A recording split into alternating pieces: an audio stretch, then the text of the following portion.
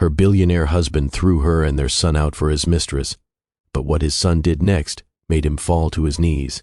The sound echoed through the mansion like a gunshot, the sharp crack of a 14-year-old's hand connecting with a woman's face.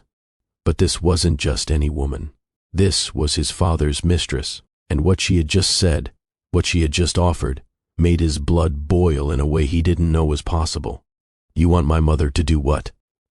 Levi's voice was quiet, dangerously quiet, the kind of quiet that comes right before an explosion. Camille touched her reddening cheek, her perfectly manicured hand trembling slightly. "It's a generous offer," she said, her voice tight. "Most ex-wives get nothing. Your mother would have a job, a salary, access to the house she clearly loves.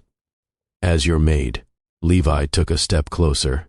"You want my mother, who designed every room in this house, who chose every piece of furniture, who spent 14 years building a life here, to clean your toilets, to wash your sheets, to serve you meals in the kitchen she planned.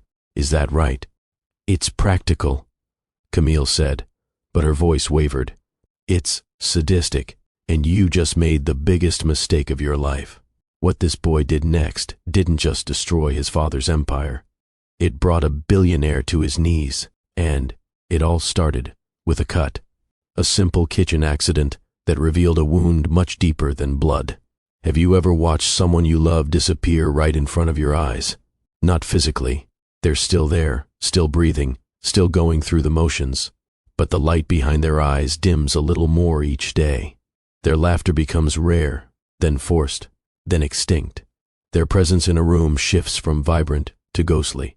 They're there, but they're not there, and the worst part is watching them accept it, watching them shrink and fade and convince themselves that this is normal, that this is love, that this is what marriage looks like. Tracy Bailey had been disappearing for 3 years, and her 14-year-old son had been keeping count.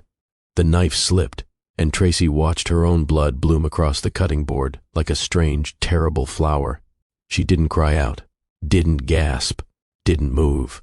She just stared at the red spreading between the carrot slices she'd been cutting for a dinner her husband wouldn't eat. Again, the kitchen around her was perfect. She'd designed it herself 5 years ago. Marble countertops imported from Italy, professional-grade appliances that cost more than most people's cars, custom cabinets in a shade of cream she'd spent weeks selecting. She remembered being excited about it, remembered showing Christian the design plans, talking about hosting dinner parties, teaching their son to cook in this space. Now that excitement felt like it belonged to a different person, a different life, a different Tracy who still believed her husband saw her as something more than furniture. "Mom." Levi stood in the kitchen doorway. His backpack still hung over one shoulder. Those gray eyes, his father's eyes, went wide when he saw the blood. But everything else about him, the heart, the fierce protectiveness, the capacity to see people, that was all hers. "It's nothing, baby, just clumsy." But they both knew she was never clumsy. Tracy Bailey had spent her entire marriage being perfect. Perfect wife, perfect mother, perfect shadow behind a man who'd forgotten she cast one. Precision had become her survival mechanism. If she never made mistakes, maybe Christian would notice her again. Maybe he'd remember why he married her. Maybe he'd come home for dinner. Maybe he'd sleep in their bed instead of the guest room. Maybe he'd look at her the way he used to. It hadn't worked. Levi crossed the kitchen in 3 strides. He grabbed her hand and wrapped it in a dish towel, his touch gentle but firm. Something about the role reversal, her 14-year-old son caring for her like she was the fragile one, made her throat tighten. "When's the last time you slept?" he asked. "I sleep. When's the last time you slept in your own bed? Not the couch, not the chair in my room when you think I don't notice you checking on me." Tracy pulled her hand away, busying herself with cleaning the blood off the cutting board. The white marble showed every stain. She'd learned to clean quickly, efficiently, erasing evidence before Christian came home and commented on the mess. If he came home at all, "Your father likes the guest room. It's closer to his office. My father hasn't touched you in 3 months. The words hung in the air between them, sharp and true and terrible. Tracy felt her face flush with shame that her son had noticed what she'd been pretending didn't exist. "Levi, that's inappropriate." What's inappropriate is him coming home smelling like someone else and expecting us to pretend everything's normal. Levi's voice cracked. That awful space between boy and man where rage couldn't quite find its footing. What's inappropriate is you standing here making his favorite dinner when he hasn't shown up for a family meal in weeks. Tracy wanted to defend Christian, wanted to explain about pressure and responsibility and how marriage was complicated, how building an empire required sacrifice, how she needed to be patient, understanding, supportive. But she was so tired of being the translator for a man who'd stopped speaking her language. The excuses wouldn't come anymore. They'd finally run dry. The steak sat on the counter, perfectly marbled, expensive. She'd driven to 3 different stores to find the exact cut Christian preferred, had planned the meal around his schedule, his preferences, his existence. When had she stopped existing, except in service to him? He's building something important, sweetheart. We have to be patient. He built something important. You, me, this family. And he's throwing it away for what? Late nights at the office. Mystery perfume. That new assistant who looks at him like he's God. You don't know what you're talking about. I know what I see. And I see you disappearing. Levi's voice dropped to something that hurt worse than shouting. Every day, you're less loud, less present, less you. And he doesn't even notice, because he's too busy being more. The truth of it knocked the air from her lungs. When had she become less? When had she started speaking softer, wanting smaller, apologizing for taking up space in her own life? She used to have opinions, strong ones. She used to laugh loudly and dance in the kitchen and take up space without asking permission. She used to be someone. Now she was a ghost in her own house. The front door opened. Christian Norman filled the doorway the way he filled every room. Expensive suit, expensive cologne, expensive everything except the attention he paid to the people who'd loved him when he was nobody. Something smells good, he said, loosening his tie without looking at either of them. It's your favorite. Steak, medium rare, garlic roasted potatoes. Already ate. Client dinner ran late. He grabbed a water bottle from the fridge, checked his phone, existed in their space without actually being present. Don't wait up. I have calls. Tracy felt something crack inside her chest. Not break. She'd been breaking for months. This was smaller. The final splinter before the whole structure collapsed. Christian, it's family dinner night. It's Tuesday, Tracy. I don't have time for arbitrary schedules. Family dinner isn't arbitrary. To you, to me, it's wasted time when I could be working. He finally looked at her, and his eyes held nothing. Not love, not even guilt, just mild annoyance at being questioned. You don't understand the pressure I'm under, the empire I'm building. Someone has to sacrifice. Someone is me. Every single day. Christian blinked like she'd spoken a language he didn't recognize. What's that supposed to mean?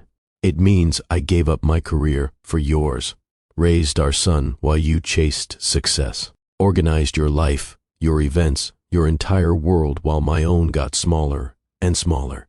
And now, you can't even show up for dinner. She heard the desperation in her voice. Hated it. Hated that she was begging for scraps of attention from a man who used to worship her presence, who used to call her in the middle of meetings just to hear her voice, who used to come home early just to spend time with her. That man was gone, had been gone for years, and she'd been performing for a ghost. Jesus, Tracy, one missed dinner, and you're acting like I committed murder. He looked at Levi. Your mother's being dramatic. Hormones or something. The dismissal was so casual, it felt like a slap. Tracy opened her mouth to respond, but Levi spoke first. Get out. Christian's expression shifted from annoyed to incredulous. Excuse me. You heard me. Get out of this kitchen. Out of this moment. Go make your calls. Chase your empire. Just stop pretending you're part of this family when you clearly don't want to be. Levi, you don't talk to me like that. The way you talk to Mom, with contempt and dismissal. Levi stepped between his parents, small for his age, but burning with protective fury. You're right. I should be better than that. She made your favorite meal again because she loves you.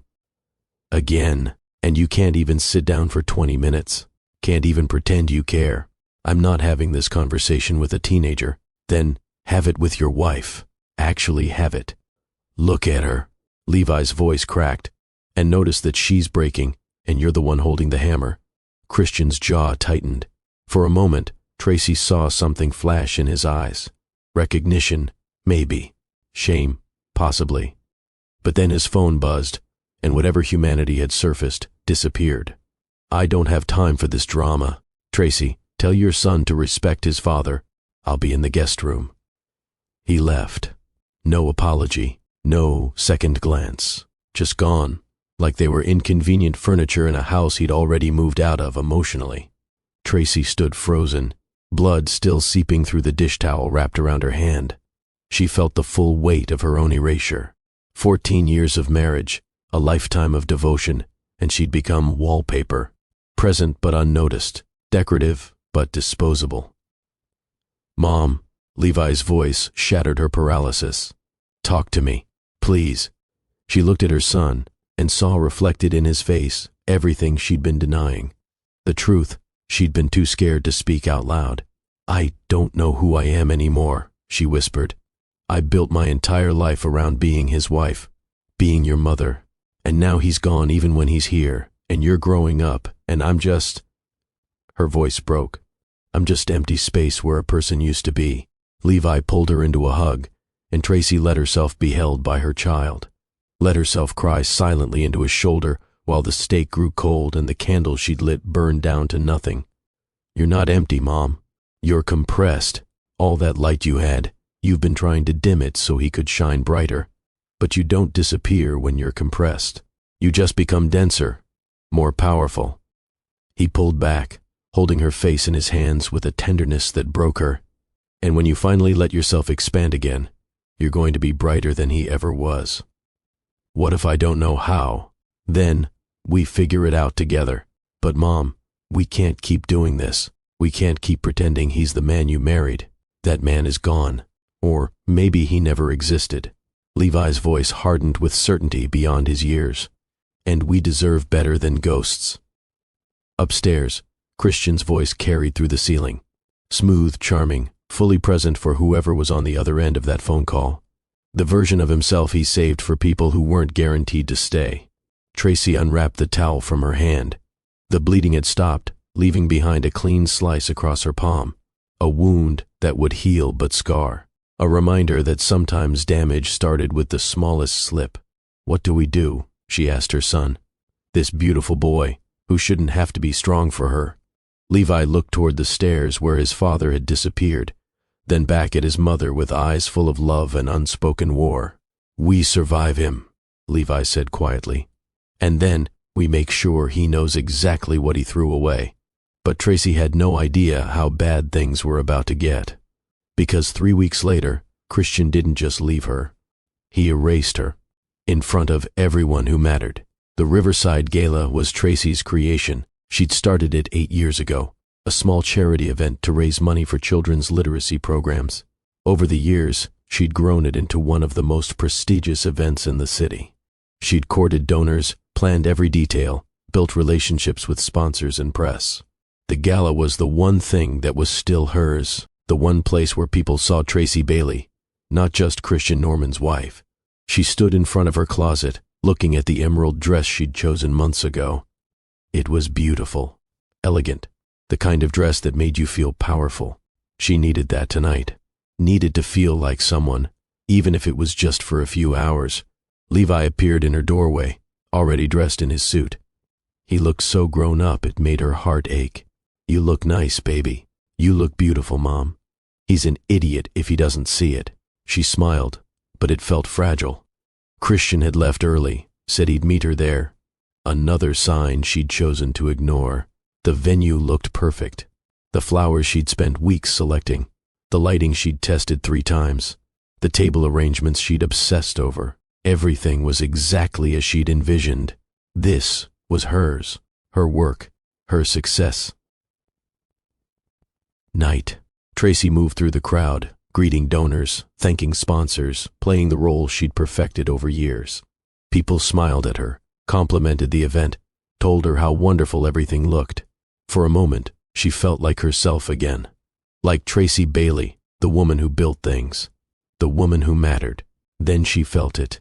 A shift in the energy of the room. Whispers spreading like wildfire. People turning to look at the stage. At Christian, who stood there with a microphone.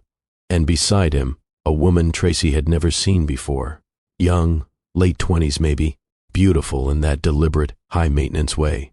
Her dress was stunning, her hair perfect, her smile practiced, and Christian's hand rested on her waist with casual ownership that he hadn't shown Tracy in years.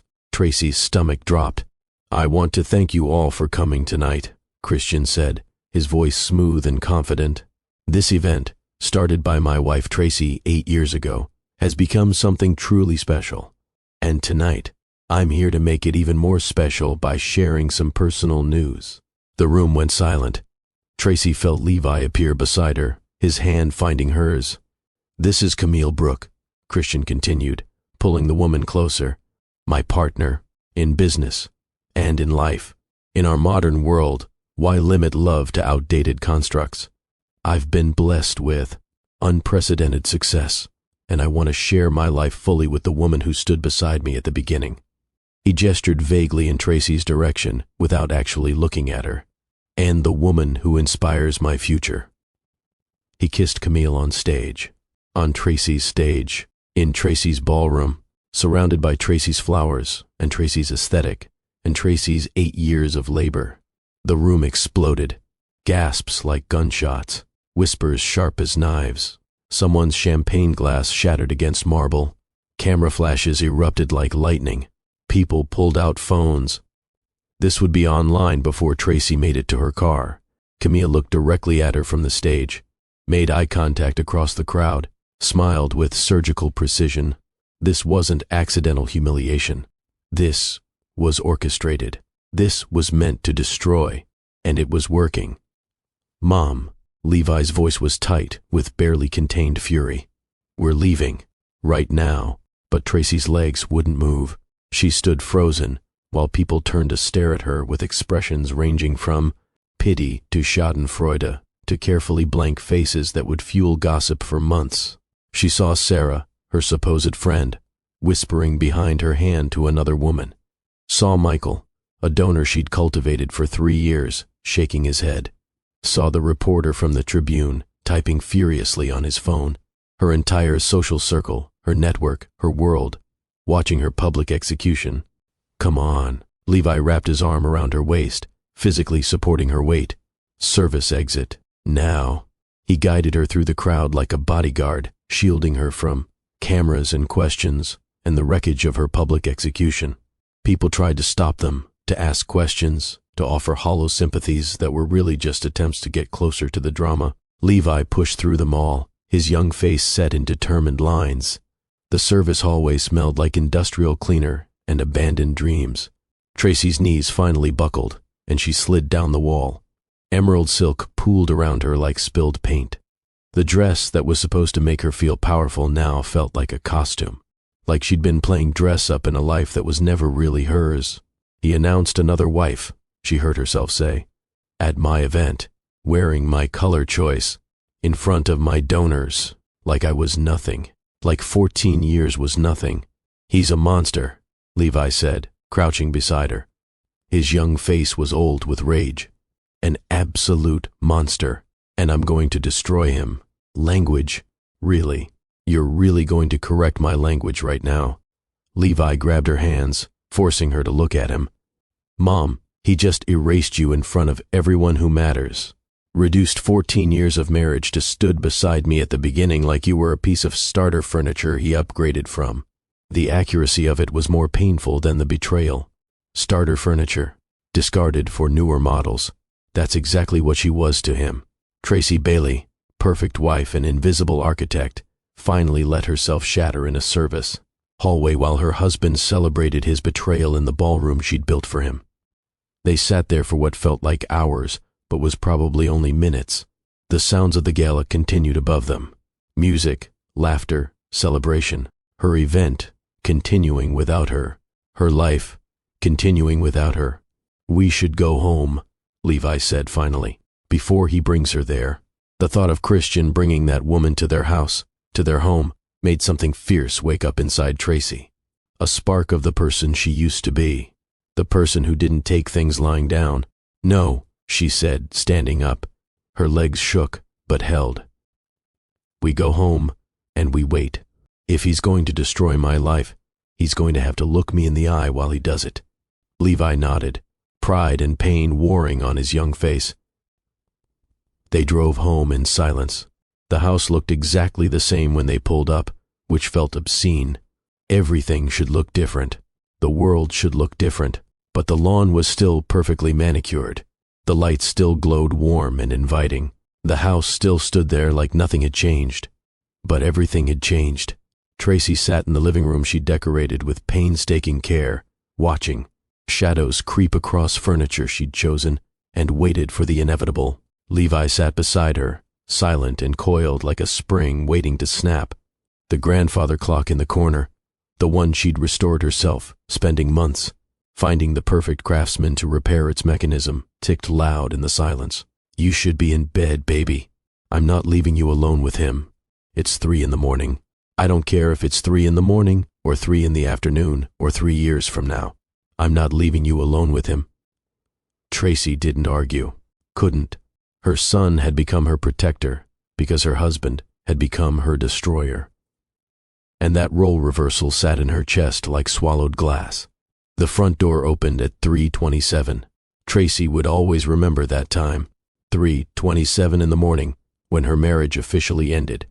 Christian walked in first, looking tired and irritated, like they were an inconvenience he'd forgotten to schedule. Then came Camille Brooke. Perfect hair, perfect dress, perfect smile as she surveyed Tracy's home like a buyer at an auction. She moved through the space, touching things, running her fingers along the back of the couch Tracy had spent 3 weekends shopping for, examining the art on the walls, pieces Tracy had chosen, negotiated for, hung herself, picking up the small bronze sculpture on the side table, turning it over, checking the artist's signature, taking inventory of what would soon be hers. "Tracy, we need to talk," Christian said in his negotiation voice, the one he used on difficult clients. "About which part? The public humiliation, the second wife, or the fact that you brought her into our home?" "It's not our home. The deed is in my name, solely." The casual cruelty of it was breathtaking. Legal ownership as weapon. He'd turned their entire marriage into property rights. Tracy felt something inside her calcify. Every soft place she'd maintained for him, hope, love, understanding, hardening into something impenetrable. Camille stepped forward. Her heels clicked on marble floors Tracy had picked out 5 years ago during a renovation Christian had been too busy to attend. "Tracy, may I call you Tracy? I know this situation is difficult. Christian's explained everything, and I want you to know I respect what you built here." "How generous." "I am trying to be generous." Camille's smile never wavered. "Professional, practiced, performed. You've been an excellent homemaker. This place is stunning. The organization, the aesthetic, the way everything runs smoothly. It's impressive. Thank you for the performance review of my life." "That's not what I meant." Camille's voice took on a patient tone, like speaking to a child. "What I'm saying is, since I'll be managing the household now, I could use someone who knows all the systems. Someone familiar with Christian's preferences." "What are you suggesting?" "Well, you know everything already. How Christian likes his coffee. 2 sugars, oat milk, exactly 180 degrees. Which dry cleaner handles his Italian suits versus his everyday wear. His meeting schedule, his dietary restrictions, his morning routine." Camille examined her manicured nails. "It would be practical if you stayed on, in some capacity. Stayed on as household staff, my cleaner, specifically. Maybe cook on occasion. Christian mentioned you make an excellent coq au vin. You could have set hours, proper pay, much more than most ex-wives receive, actually. You'd still have access to the house you clearly love, just in a different role." The silence that followed was so absolute, Tracy could hear her own heartbeat, could hear the grandfather clock ticking, could hear Levi's breathing shift from steady to dangerous. "You want," Levi said very quietly, each word precise.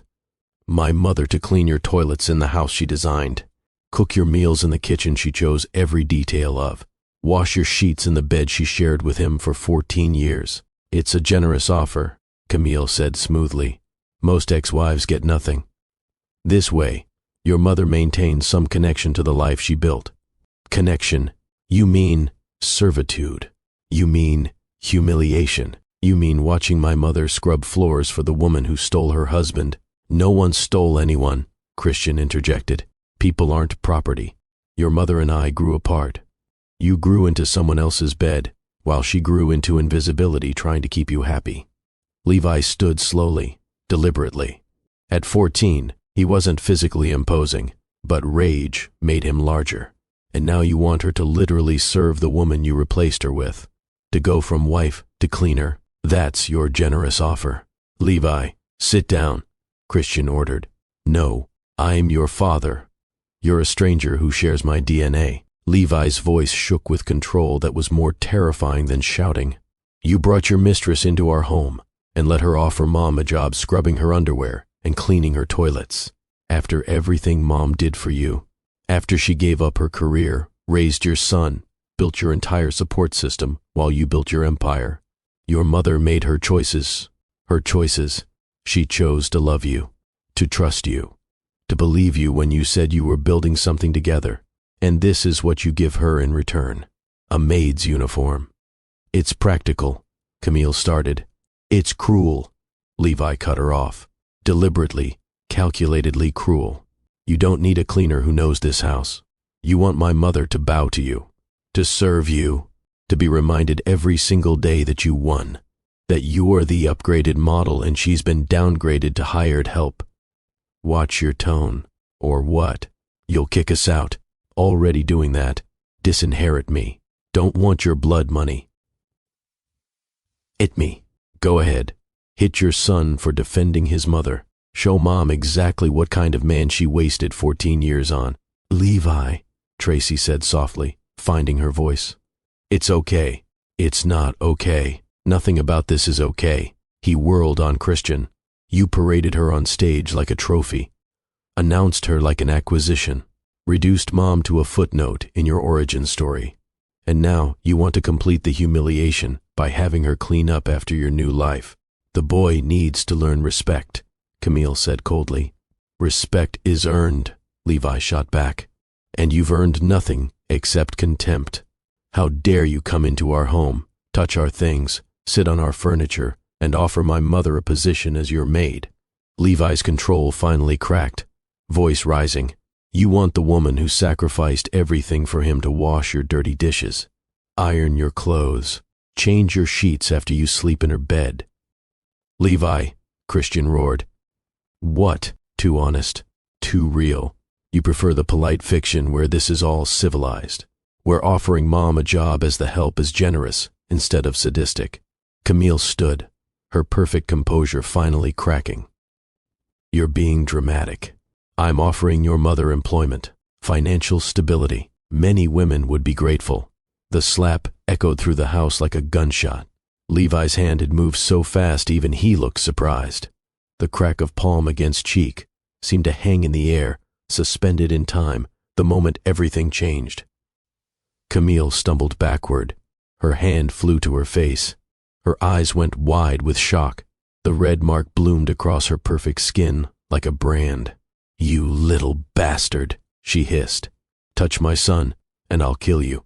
Tracy's voice came out steady, calm, absolutely certain. She hadn't moved from her chair, but something in her posture had shifted. The broken woman was gone. In her place sat someone dangerous. I mean that literally. Camille, you put one finger on my child, and I will end you. Christian knows I'm not bluffing. Tell her, Christian. Tell her about the time someone hurt Levi at school and what I was prepared to do. Christian's face had gone pale. Tracy, this is unnecessary. Tell her. Tracy, tell her, or I will. Christian swallowed hard.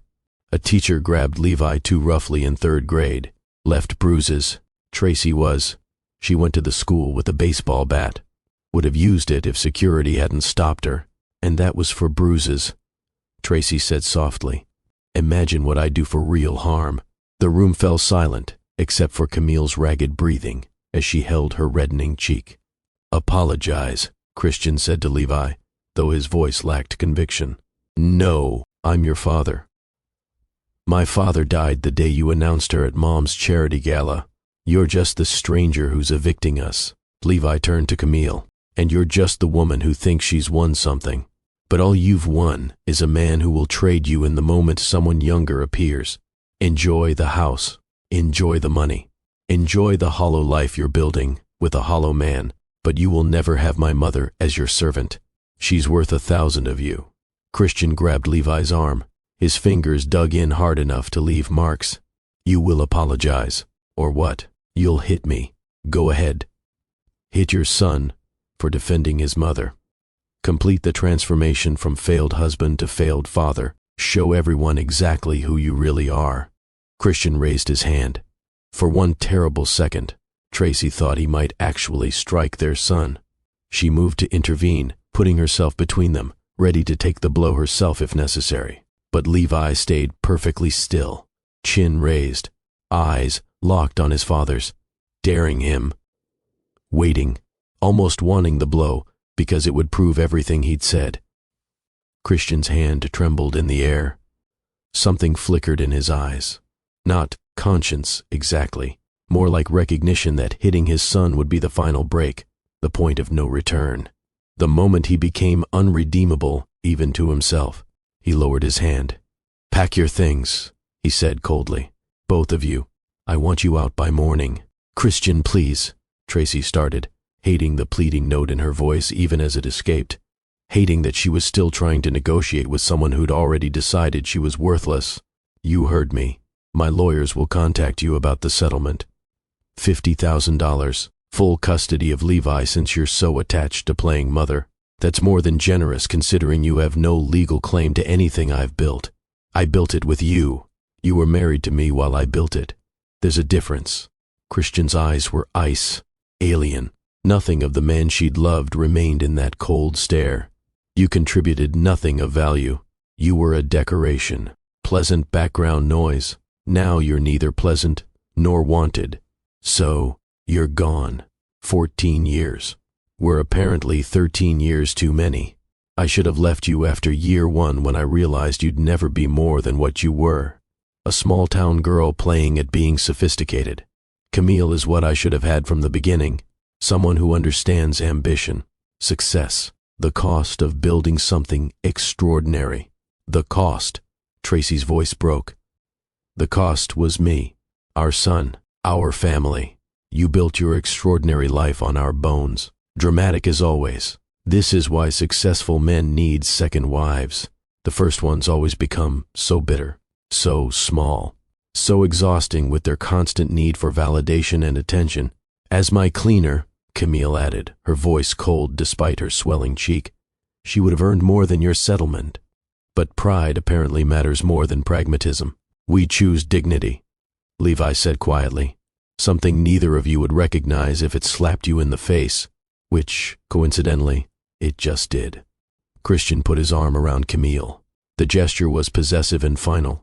Security will be here at dawn if you're not gone. Don't take anything that isn't specifically yours. Camille will be doing inventory. They walked away together, disappearing up the stairs to the master bedroom, Tracy's bedroom. Tracy's sanctuary, the room where she'd slept alone for months while Christian chose distance over intimacy. The grandfather clock chimed once, loud. The sound of a life ending. Tracy stood in the wreckage and looked around her living room one last time. All the things she'd chosen with such care, all the love she'd poured into making a house a home. All of it still here, but none of it hers. Mom. Levi's voice cracked finally, the teenager breaking through the protective rage. What do? We pack, she said quietly. We leave with what we can carry. And we start over. That's it. We just let him win. No, baby. We let him think he won. There's a difference. She pulled him into a hug, holding tight while the house they'd called home became just a building. We survive first. Then we rebuild. Then When we're strong enough, we show him what he actually lost. Upstairs, Christian's voice carried through the ceiling. Smooth, charming, fully present for the woman who'd replaced her. He wanted you as their cleaner, Levi said, still disbelieving. Their actual cleaner. To scrub their toilets and wash their sheets and cook their meals like you're nothing. Like you're less than nothing. To him, I am less than nothing. I'm an inconvenience he's finally disposing of. You're not nothing, Mom. You're compressed. All that light you had. You've been trying to dim it so he could shine brighter. But compression doesn't make things disappear. It makes them denser, more powerful. He pulled back, holding her face in his hands. And when you finally let yourself expand again, you're going to be devastating. They stood together in the darkness, mother and son, covered in the debris of her marriage.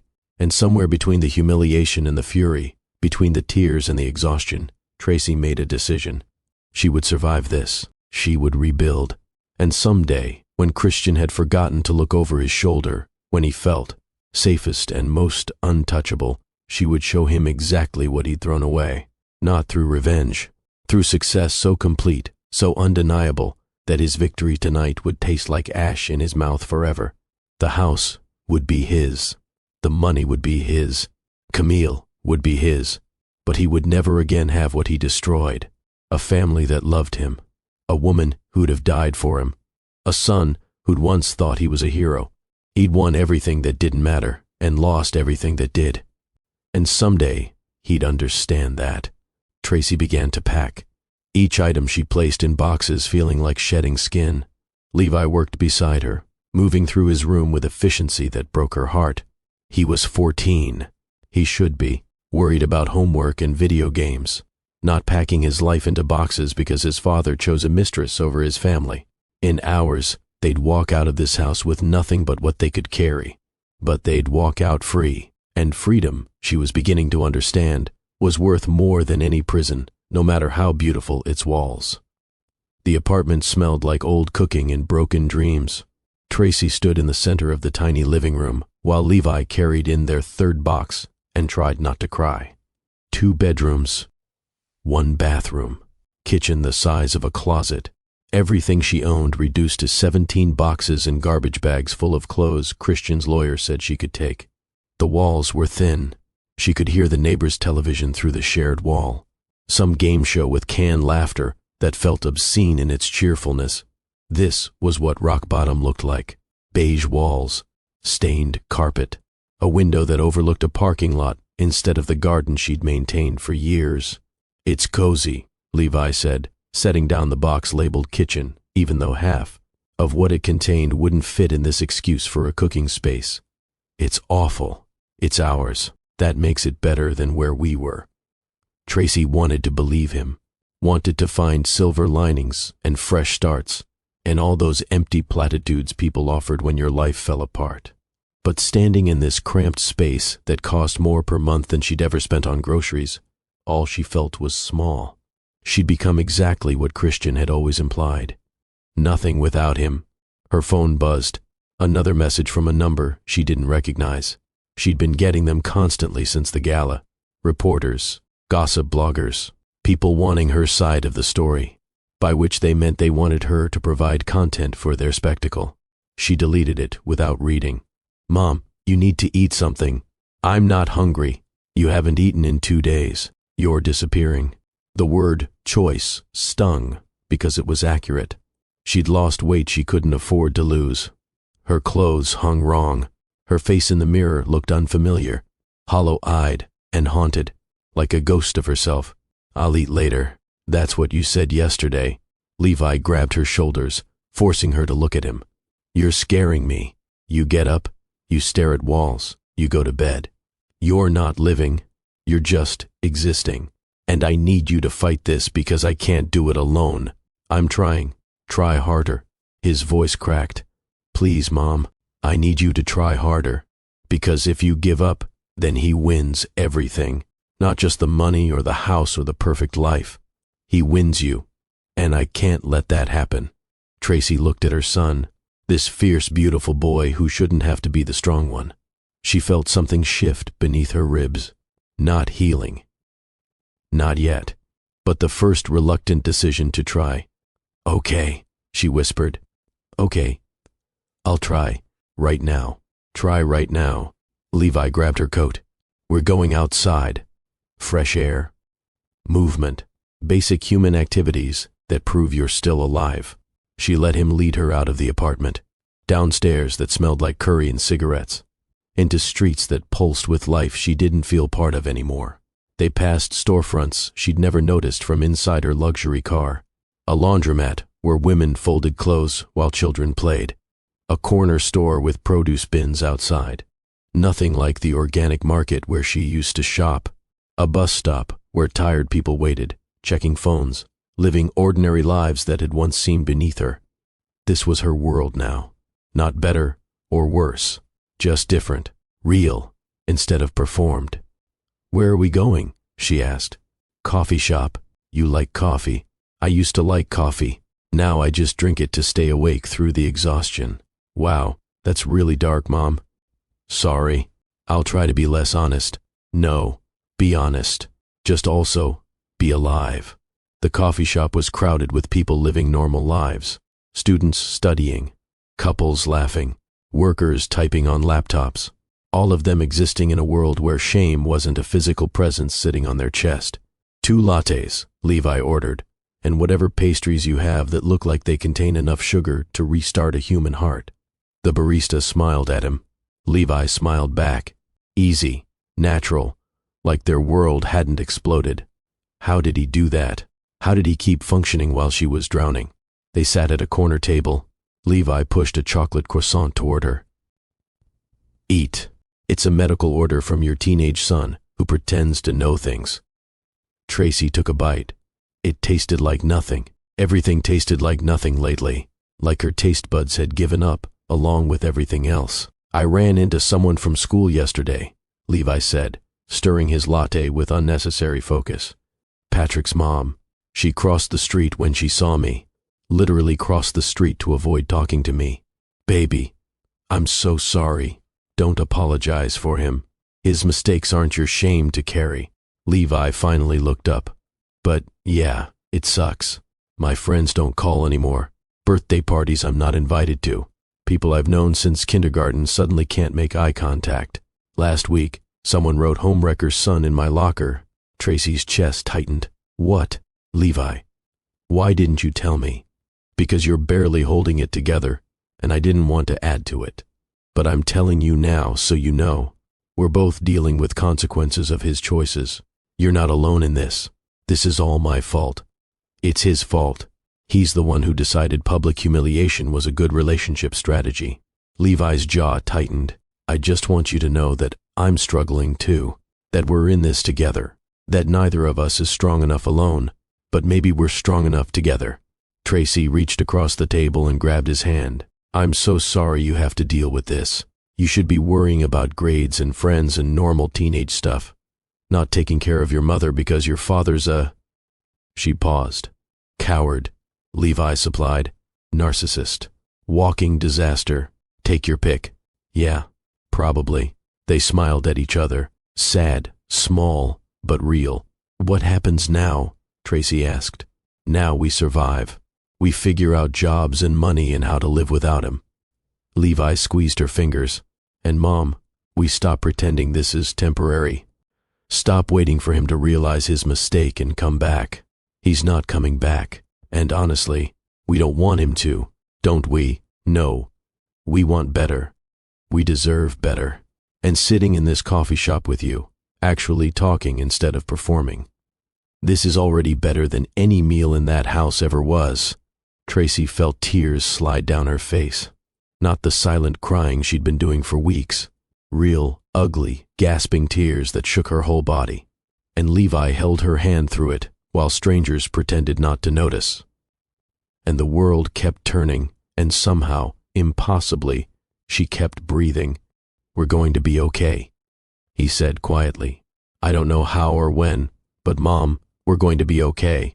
She wanted to believe him, so she decided to try.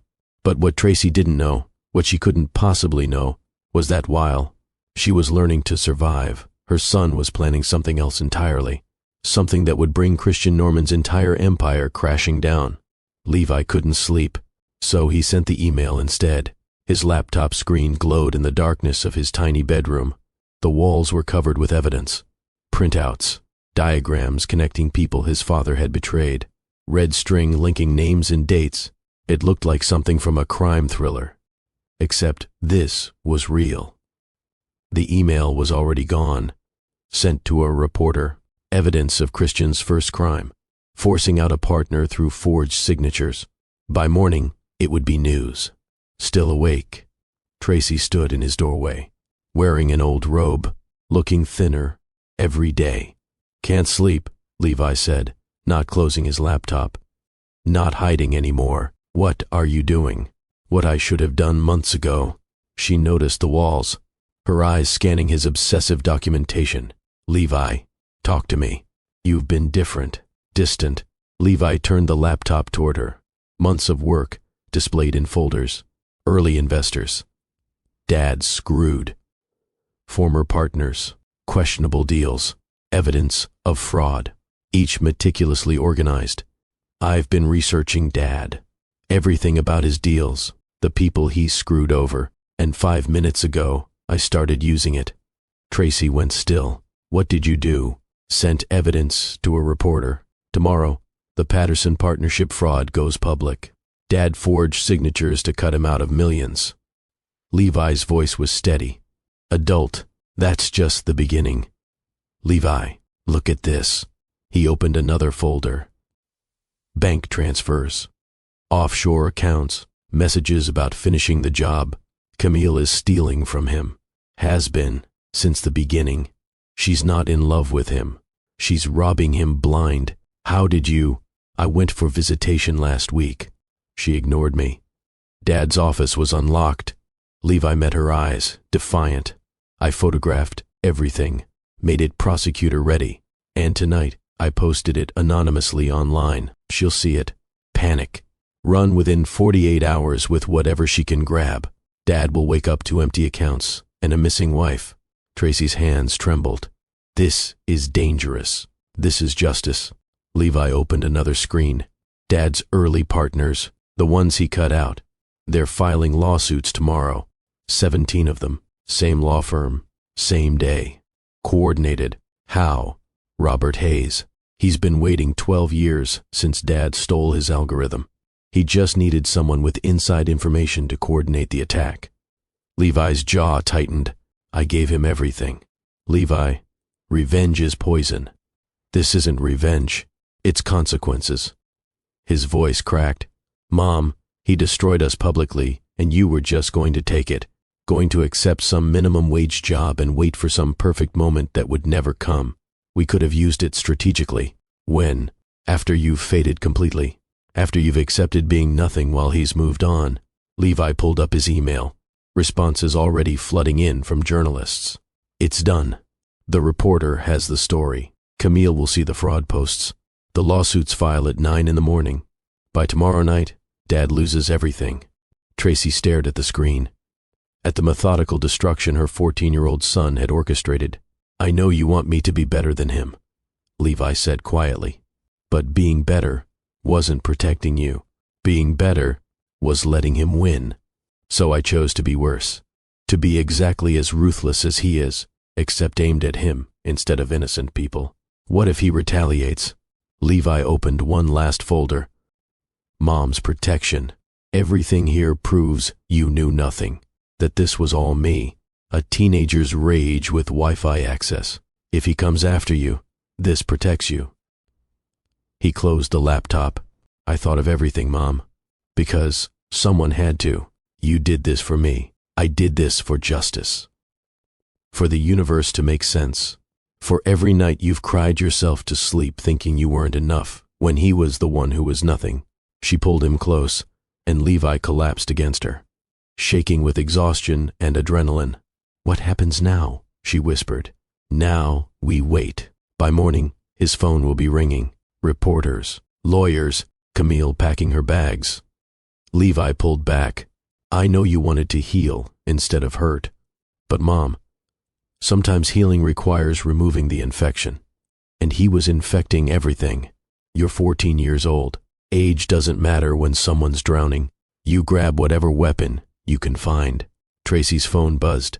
A text from an old college friend. Angela Hayes. Turn on the news tomorrow morning. Your son just changed everything. Robert says the algorithm fraud is finally coming home. Tracy looked at Levi. The algorithm was your father's first fortune, built on stolen code, and tomorrow, everyone will know. Are you angry with me? Levi's voice was quiet. No, baby. I'm terrified of what you've become, but not angry. She held his face in her hands. You did what I couldn't. Someone had to. They sat together in darkness while across the city, Christian slept next to a woman already planning her escape. In a house built on crimes about to be exposed, dreaming of an empire that was already falling. Levi had pulled the trigger. The bullets were already in flight, and for the first time since the gala, Tracy felt something other than sadness. She felt the ground shifting, the careful balance of power Christian had maintained through fear and wealth beginning to crack. Her son had given her the one thing she'd never had in her marriage. Leverage, real, devastating leverage, already deployed, already working. The war wasn't over, but for the first time, they weren't losing. Christian Norman woke up Tuesday morning to 17 missed calls. His phone was vibrating so violently it had fallen off the nightstand.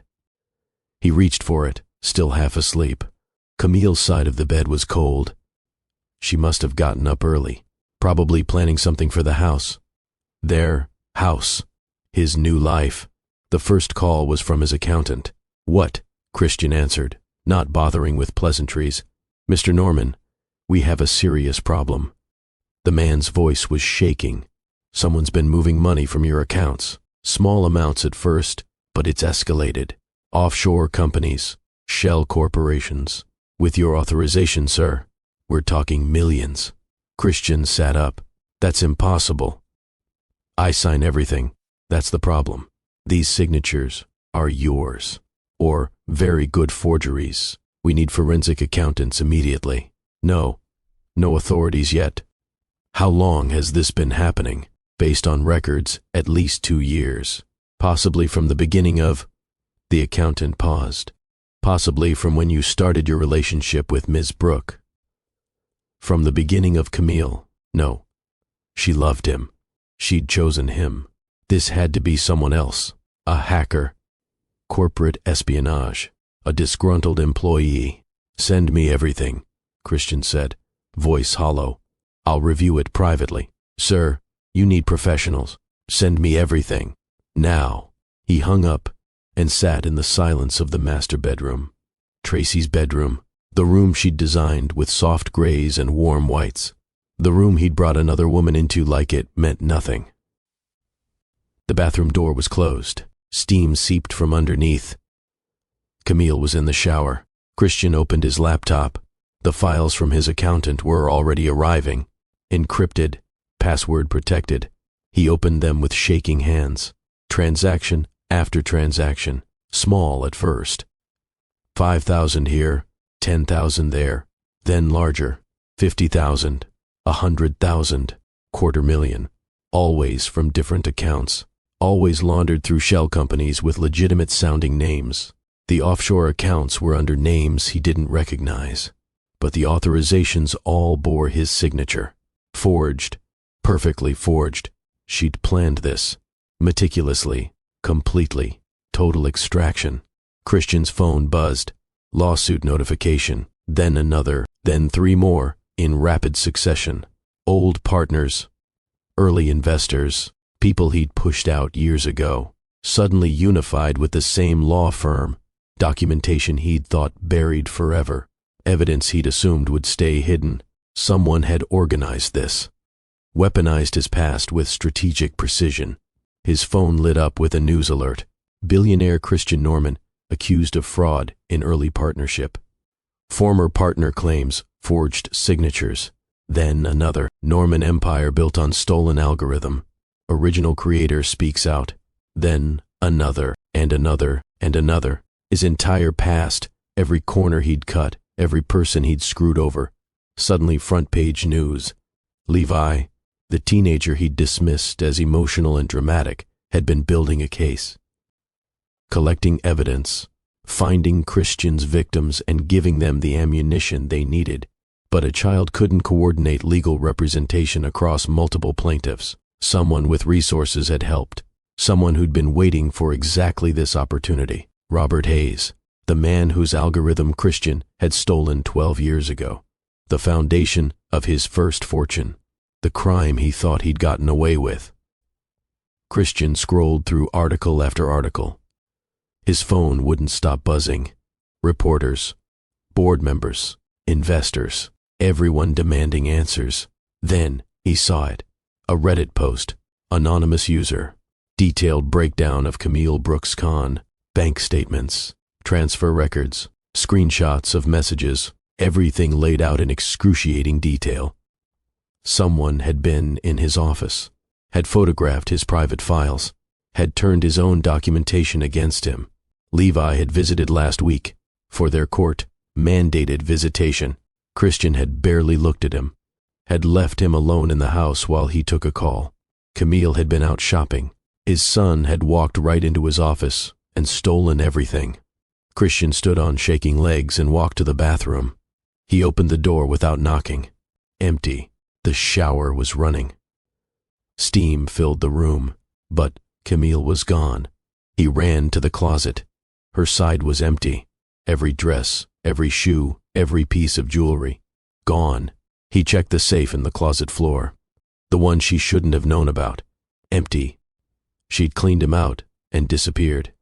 Christian walked through the empty house. His house, the one he'd won in the divorce.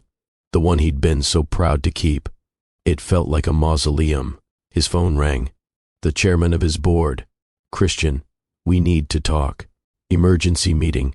The board is voting on your position pending investigation into these fraud allegations. This is all lies. A smear campaign. 17 lawsuits filed simultaneously, all with documented evidence. A journalist with emails you allegedly sent. Your own accountant confirming unauthorized transfers. The chairman's voice was cold. This doesn't look like lies, Christian. This looks like consequences. The call ended. Christian sat in his living room. The one Tracy had decorated. Everything still exactly as she'd arranged it, because he hadn't bothered to change anything. Why would he? It was perfect. She'd made it perfect. And he'd thrown her away. His phone buzzed again. A text from an unknown number. You chose illusion over reality. Hope it was worth it. The message was signed, CB, Camille Brooks' last words. Coldly accurate. He'd destroyed everything real chasing fake. Traded partnership for performance. Sacrificed family for ego. By evening, Christian sat alone scrolling through articles destroying his reputation. Billionaire conned by Mistress. Lawsuits piling. Empire crumbling. One article included a quote from Levi. Actions have consequences, even for people who think they're above them. Christian stared at those words, feeling the full weight of what he'd destroyed. His son, the boy who'd once thought he was a hero, now orchestrating his ruin, and he deserved it. Every lawsuit, every revelation, every humiliation, he'd thrown away everything real chasing something fake. His phone buzzed. Tracy's lawyer. Mr. Norman, my client has evidence regarding Ms. Brooks' fraud. She'll share it in exchange for renegotiating the settlement. She knew. Tracy knew Camille was stealing. Her son had discovered it months ago, and they'd waited, watched, let Christian destroy himself.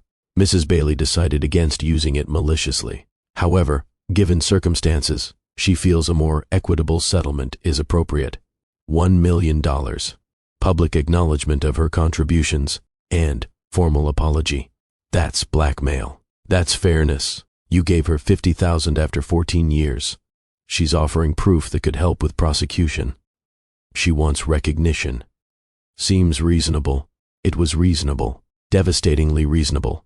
I don't have $1 million. Camille took everything. Your accountant mentioned frozen assets from early investments. Enough for settlement, though little else. Tracy would get her settlement from the only clean money he had left. The irony was excruciating. Fine. Draft the papers. The apology needs to be public. Published acknowledgement of what she contributed and what you destroyed. Christian wanted to refuse, but he had nothing left to fight with. Fine. He hung up and sat in silence. Every choice wrong. Every person hurt. Vindicated. Every bridge burned. Impossible to rebuild. Tracy had watched him destroy himself and used information for justice, not revenge. More mercy than he deserved. That mercy cut deeper than vindictiveness. Christian Norman, who'd believed he was untouchable, finally understood what it meant to fall. And it felt like dying while breathing.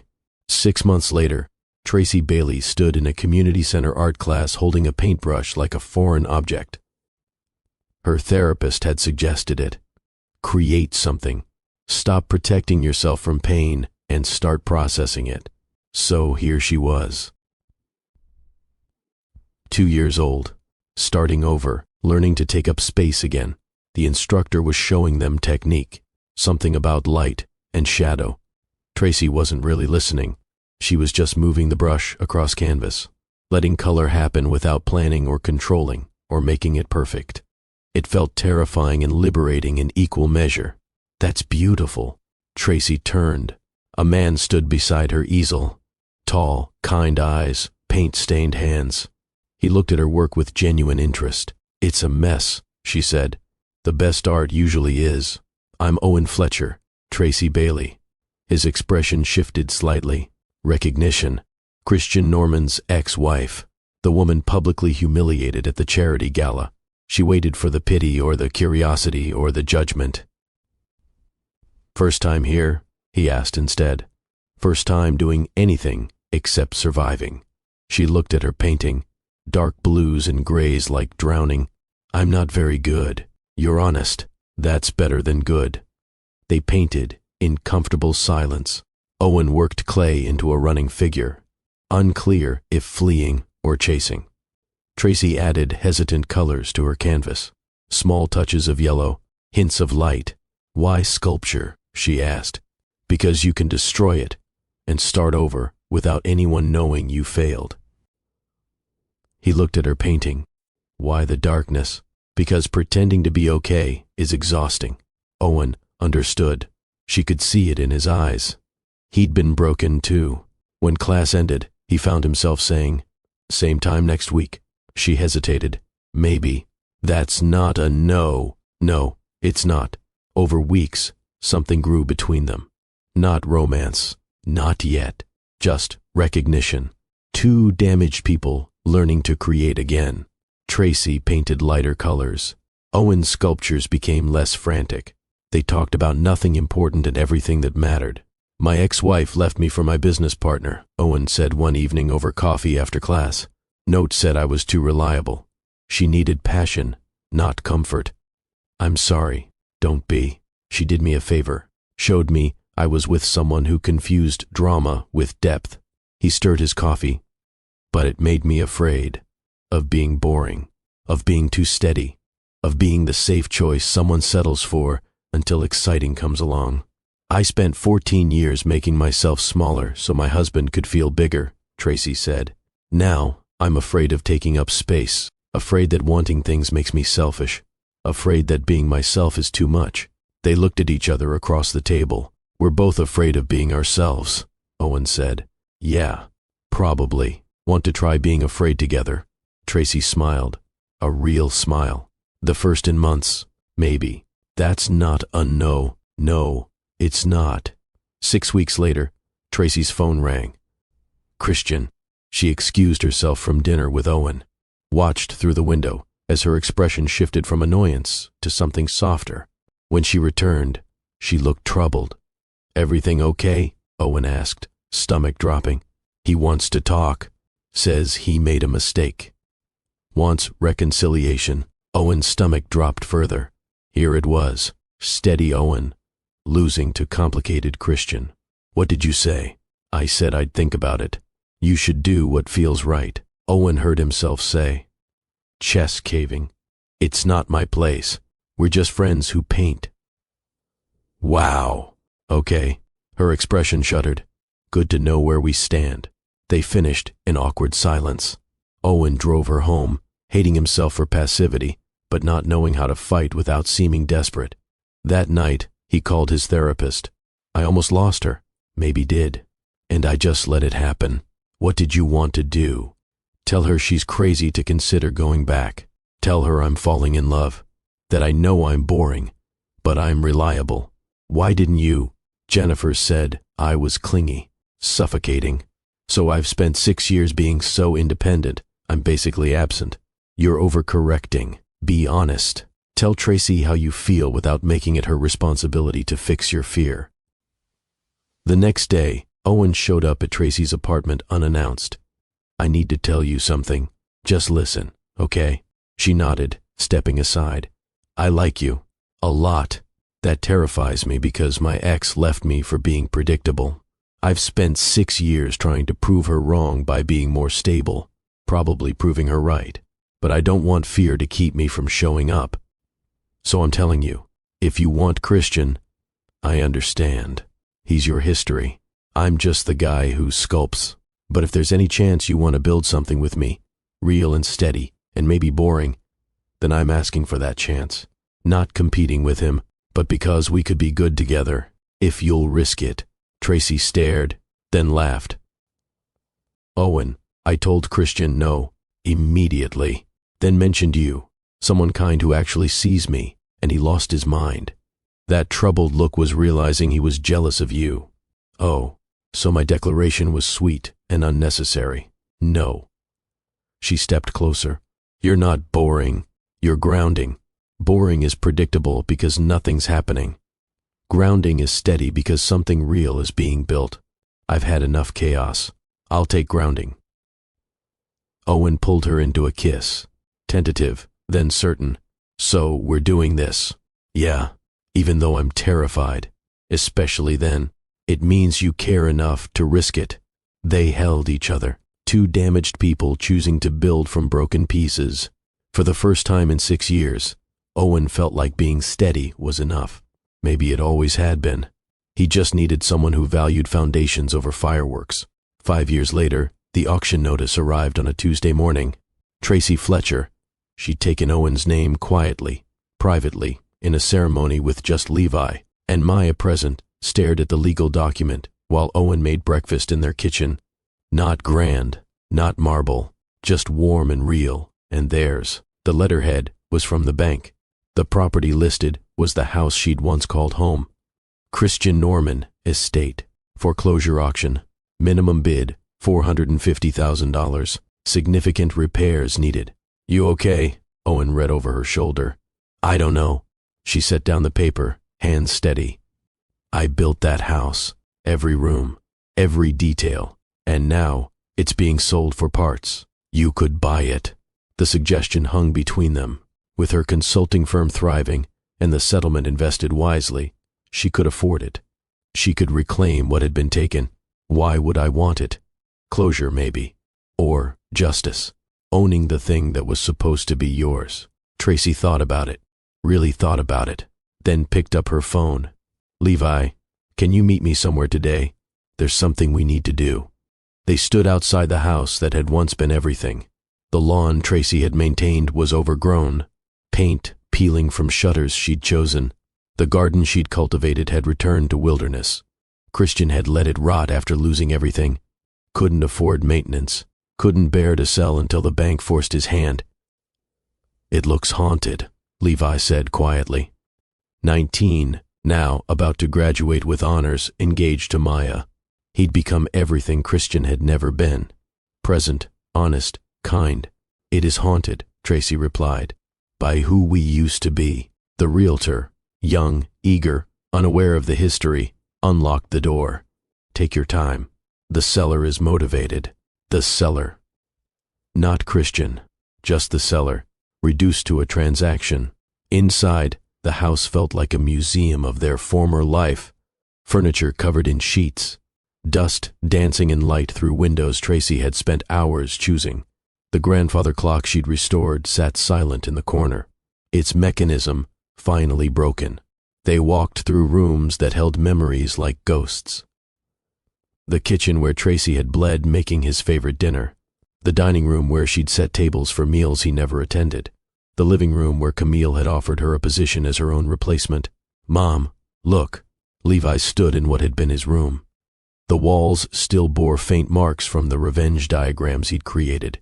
Ghost traces of red string and fury, and a boy trying to protect his mother. "I was so angry," he said. "I wanted to destroy him. You did, in a way. You and everyone else he'd hurt. You just did it with truth instead of violence." They climbed the stairs to the master bedroom. The bed was gone, but the closet doors stood open, empty.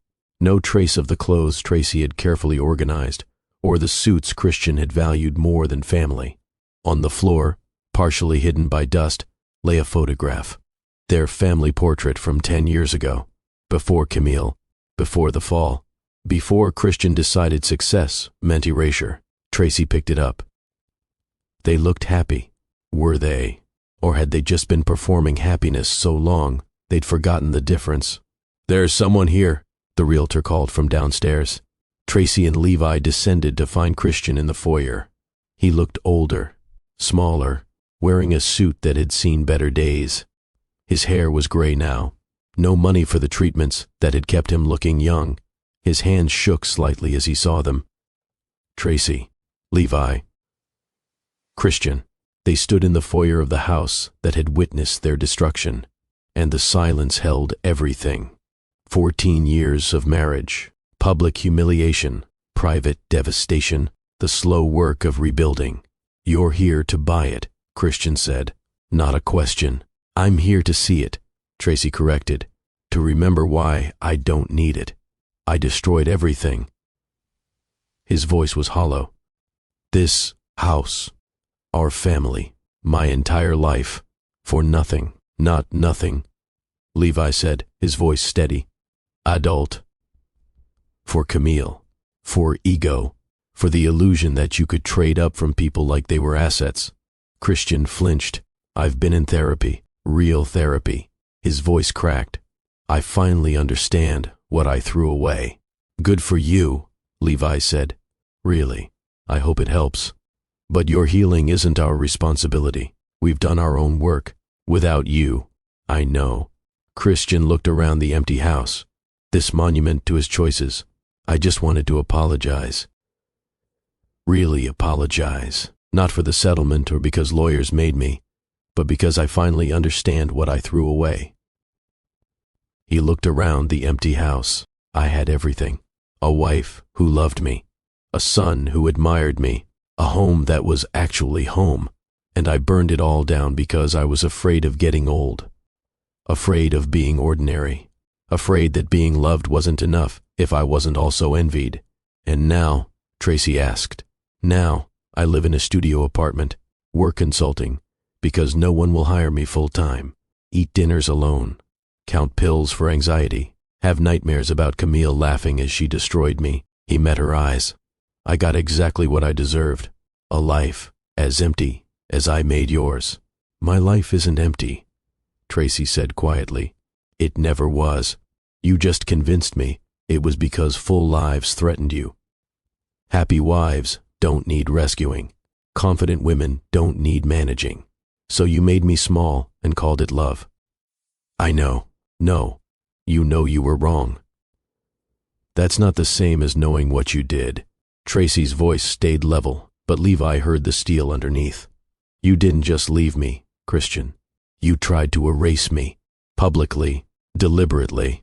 You wanted me to disappear so completely that you brought another woman into our bed and offered me a job as her cleaner in my own home. I was cruel. You were something worse. You were indifferent. Cruelty requires caring enough to want to hurt someone. You just didn't see me as human enough to consider my pain." Christian looked at his son. "Levi, I know you'll never forgive me." "I forgave you years ago," Levi interrupted. "Not for you. For me. Because carrying that anger was killing me slowly, and you'd already taken enough." He paused. "But forgiveness isn't reconciliation. I forgave the man you were. That doesn't mean I want the man you are in my life. I'm your father. No, Owen is my father. He showed up, taught me to drive, attended my games, listened to Maya's terrible poetry without laughing, helped me with applications, celebrated my acceptance letters. Levi's voice was calm, matter of fact. You're just biology, Christian. Owen is my dad. The words landed like physical blows. Christian's face crumpled. I'm selling the house to pay debts, he said finally, voice barely audible. Camille left me with nothing. The lawsuits took the rest. This is all I have left, and the bank owns most of it. I know, Tracy said. You could buy it. It should have been yours anyway. No, it was never mine. It was a stage where I performed your life. I don't want stages anymore. She looked around the empty rooms one last time. I want real floors that creak, real walls that need repainting, real life that isn't perfect but is actually mine. She turned to leave, then stopped. Christian, that photo you're holding, keep it. Remember what you had. Maybe it'll help you build something better next time, with someone new, someone who never knew who you used to be. There won't be anyone new. I'm 54, broke and broken. Who would want that? Someone who sees you're human, who values growth over image, who wants a partner, not a performance. Tracy's voice softened slightly. You're capable of being better. You just have to decide if better is enough when you can't be best. She walked out, Levi beside her, leaving Christian alone in the empty house. Outside, the sun was setting, casting everything in gold light that made even decay look beautiful. You okay? Levi asked. Yeah. I thought seeing him would hurt, but it just felt finished, like closing a book I'd already read. You could have destroyed him in there, really twisted the knife. What would be the point? He's already destroyed. Anything I added would just be cruelty for cruelty's sake. She looked back at the house one more time. Besides, the best revenge isn't making someone suffer. It's being happy without them. Completely, genuinely happy. Are you happy? Tracy thought about Owen waiting at home, about her thriving business, about Levi becoming a man she was proud of, about Tuesday dinners and Saturday sculpture classes and all the small moments that added up to a life. Yes, I'm happy. Not perfect happy, not performance happy, just real happy. Boring happy, the kind that lasts. They drove away, leaving the house to its ghosts and Christian to his emptiness. In the rearview mirror, Tracy saw him standing in the doorway, small and alone, surrounded by the ruins of what he'd built and destroyed. An empire of ash. 10 years later, the call came at 3 a.m. Mrs. Fletcher, this is St. Mary's Hospital. You're listed as Christian Norman's emergency contact. He's had a heart attack. He's stable, but asking for you. Tracy sat up, instantly awake. What happened? Cardiac episode. He's stable now, but asking for you. She looked at Owen, who was already awake, already understanding. Go, he said simply. Levi should know. The hospital room was white and sterile. Christian looked small in the bed, older, fragile, hooked to machines that beeped with mechanical indifference. You came, he whispered. You put me as your emergency contact. There's no one else. Hasn't been for years. He struggled to sit up. I need to tell you something. Before I can't. Christian, save your strength. No. Listen, please. His eyes were desperate. I loved you. I need you to know that. I loved you completely. I just loved myself more, and that poisoned everything good we had. I know. I see you sometimes. In magazines. Your company. Your success. Your family. Tears rolled down his weathered face. You became everything you were meant to be. Without me. Despite me. And I'm so proud of you. I have no right to be, but I am. Christian, you were the love of my life, Tracy. I was just too stupid to know it until I'd thrown you away. He closed his eyes. Thank you for coming. Thank you for being the last good thing I get to see. Tracy sat with him in silence. This man who'd been everything and nothing, who'd built empires and destroyed them, who'd confused ownership with love until he owned nothing and loved too late. I forgive you, she said finally. Not for you. For me. So I can let this go completely. I don't deserve. No, you don't. But I do. I deserve to be free of you. Even the anger. Even the hurt. All of it. Levi appeared in the doorway. Tall, successful, married now with a child of his own. He looked at Christian with eyes that held no anger. Just distance. Levi, you came. Mom asked me to. Your daughter. I saw the announcement. She's beautiful. She is. She has Mom's eyes and Owen's patience. The exclusion was deliberate but not cruel. Just fact. Christian had no part in this grandchild's life. No claim to this continuation of family. I'm glad you're happy, Christian said to both of them. That's all I wanted to say. That, and I'm sorry. I'm so deeply sorry for everything I took from you. They stayed until he fell asleep. In the hallway, Levi took his mother's hand. You okay? Yeah.